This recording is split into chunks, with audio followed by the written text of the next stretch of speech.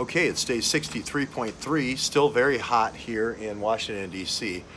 I really didn't spend a lot of time the last month and a half with task force with Jenny Moore. So I did actually talk to somebody right now. You probably know Not Your Turn to Burn. I had no idea that they spent the amount of time they did. I guess there was about 10 or so nights they spent together. I don't know where it was, Virginia, D.C., wherever. But I do know that Not Your Turn to Burn, if you don't remember her, she's the one who's saying, hey, we just need to have this nickel part on these gasoline cans so your child won't be horrifically burned. So she's working, and she's frustrated with the whole process, legislative process. She goes to Capitol Hill. She works on all these committees. The committees are kind of condescending. Hey, you're just the mom making no money up here on Capitol Hill, get in the way of all of us high-paid K Street lobbyists. Kind of get out, go away. So that she has those set of frustrations on her own. But she was working with Jenny on this Yemeni thing. I know that there are other people, Jason, who said, whatever happened to the Yemeni thing? I did not know she went to the Yemen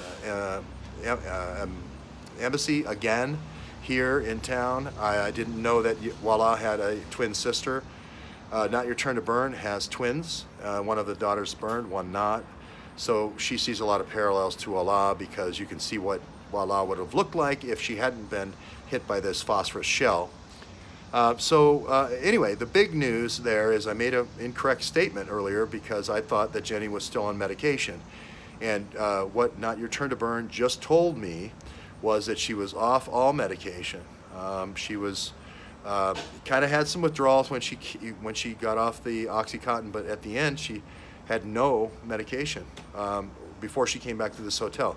I think she came back to the hotel to start working on the research together again. I don't really know all the motivations, but I know that there was this 10 or 12-day period where they were together working on the thing. Not Your Turn to Burn, by the way, works for free again, no money, at a place making these face masks for these things that used to cost $2,000 to $4,000, and that was the big inhibitor to actually getting insurance money to pay for reconstructive surgery. So she's making those on a daily basis at this lab. I think it's in Berkeley. But anyway, that's the update. I misspoke earlier when I said Jenny was on medication. She was when I was with her, but not in the last 6 months. And if Jason wants the answer to the Yemeni thing, again, I'm not involved in any way. Don't ever give me a penny for the thing with Walaa. But if you want to interview Not Your Turn to Burn, be my guest and ask her all the questions you like.